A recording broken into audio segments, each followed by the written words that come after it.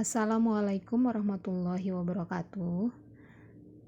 Kali ini saya akan menjelaskan materi pertemuan pertama kita, yaitu tentang menggambar flora, fauna, serta alam benda.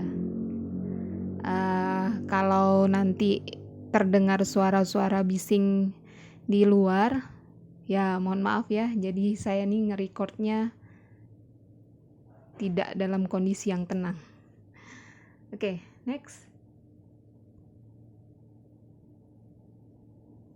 Nah, di materi ini itu bisa kita jelaskan atau kita pelajari bersama apa itu pengertian dari gambar, dari objek gambar, yaitu ada flora, fauna, serta alam benda.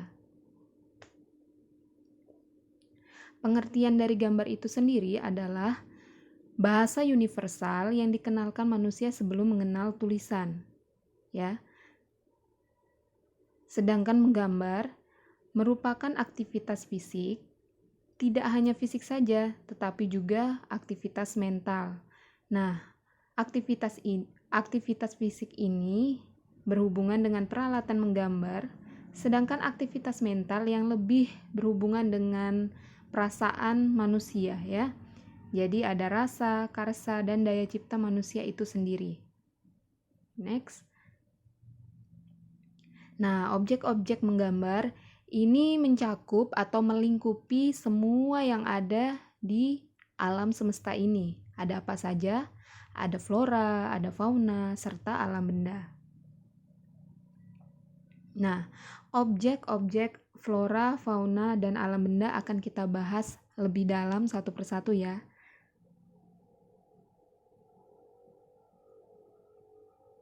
Yang pertama itu adalah objek flora.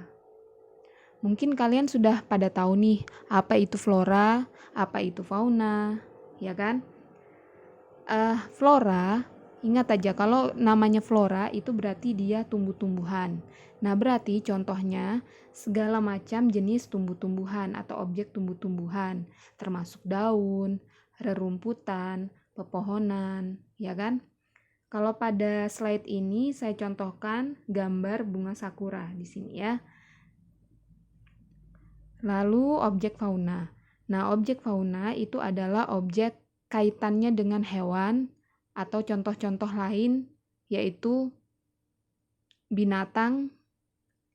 Nah,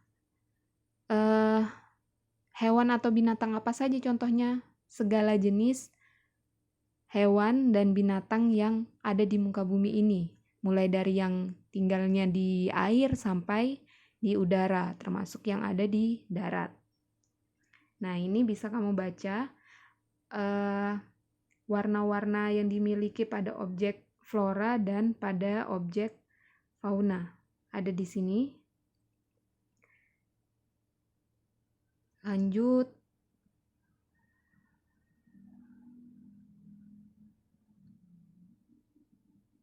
Oke, lanjut.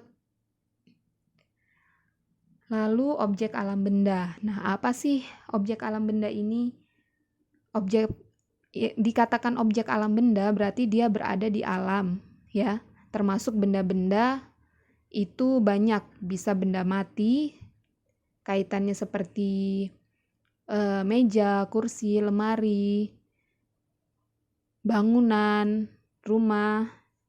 Kalau alam itu biasanya kalau objeknya berupa gunung, laut, ya kan? Nah, kemudian pastilah kalian tahu semuanya ya. Lanjut. Nah, ini ada lagi yang namanya komposisi dalam menggambar. Apa sih pengertian atau arti atau maksud dari komposisi itu? Jadi, komposisi itu adalah keseimbangan pada gambar. Keseimbangan yang seperti apa contohnya? Nah, kita akan pelajari bersama. Jadi, komposisi itu ada dua, ada komposisi simetris dan komposisi asimetris. Dikatakan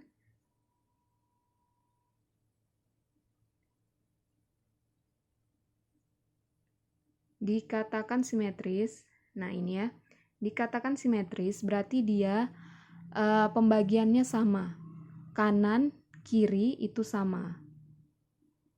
Oh, maaf, ini yang asimetris ternyata. Kita balik dulu ke yang simetris. Nah, ini tadi maksud saya, yang simetris itu artinya objek kanan maupun kiri itu sama atau mirip. Dengan kata lain, proporsinya itu seimbang ya nak ya. Jadi kalau kalian temukan sebuah lukisan atau gambar, kanan dan kiri letaknya itu seimbang, berarti dia termasuk komposisi simetris. Oke, lanjut. Ada yang namanya simetris, ada pula kebalikannya, yaitu asimetris. Nah, asimetris ini lawan dari simetris tadi. Kalau simetris itu sama kanan dan kiri, atas bawah juga sama. Kalau asimetris berarti dia tidak sama letaknya. Di kanan ataupun kirinya tidak seimbang. Nama lainnya tidak seimbang ya. Kalau simetris tadi dia berarti seimbang. Oke, next. Nah, ini contoh-contoh gambar simetris dengan asimetris. Jadi perhatikan di sini yang sebelah kanan, anggaplah sini kanan, di sini kiri ya. Yang sebelah kanan ini contoh dari gambar atau lukisan simetris. Bisa kalian bedakan kan? Kalau simetris, yang kanan serta kiri ini sama. Proporsinya seimbang, ya. Kalau yang asimetris, kanan dan kiri itu tidak sama. Kalau kita tarik garis lurus dari sebuah gambar itu,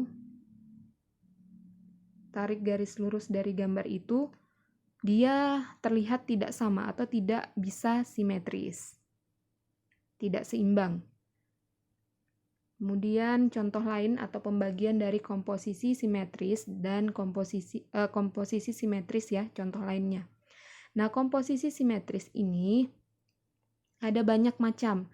Ada yang namanya komposisi simetris vertikal, simetris horizontal, maupun paduan atau gabungan dari vertikal dan horizontal.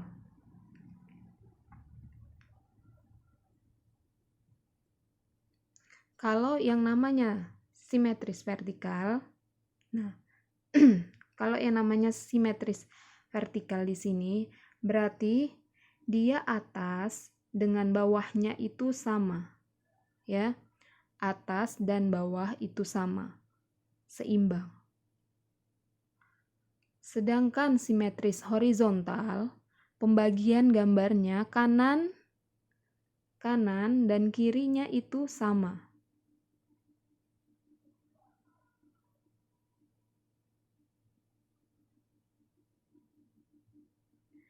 Lalu ada lagi paduan. Paduan itu gabungan ya nak. Paduan antara gambar simetris vertikal dan horizontal. Jadi atas dan bawah sama, kanan dan kiri juga sama atau seimbang. Oke, next. Nah, itu kan tadi ada yang vertikal, horizontal, maupun gabungan antara keduanya. Ada juga yang namanya simetris memusat. Nah, memusat berarti dia ada letaknya. Letaknya itu di pusat atau di tengahnya sini. Oke. Jadi dia letak simetris atau letak keseimbangannya ada di tengah sini ya. Oke, lanjut.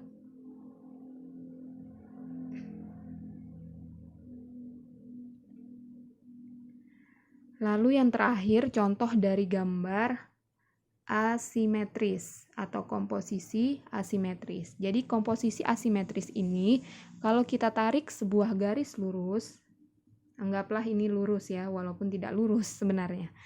Nah, kalau kita tarik sebuah garis lurus, komposisi atau bagian dari kanan dan kiri dari benda itu tidak sama atau tidak seimbang. Jadi bisa dipahami ya nak ya, perbedaan dari komposisi simetris, asimetris, kemudian tadi contoh-contoh objek gambar, baik itu yang flora, fauna, maupun alam benda. Oke, saya cukupkan materi hari ini. Semoga kalian bisa memahaminya. Wassalamualaikum warahmatullahi wabarakatuh.